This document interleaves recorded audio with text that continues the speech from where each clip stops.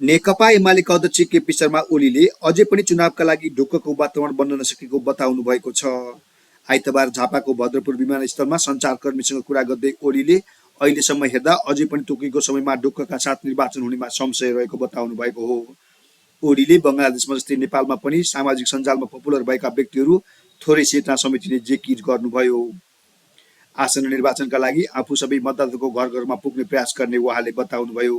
झापा क्षेत्र नम्बर 5 का उम्मेद्वार ओली मतदाता भेटघाट तथा अन्य निर्वाचन केन्द्रित कार्यक्रमका लागि झापा पुग्नु भएको हो। यो अलिक सरकारले जान्ने कुरा हो।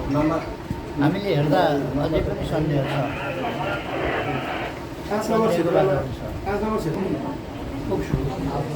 सकेसम्म धेरै ठाउँमा जान्छ। हुने नै त्यही हो। नेपालमा पनि त्यही हुन्छ कि अनि के हो त्यही त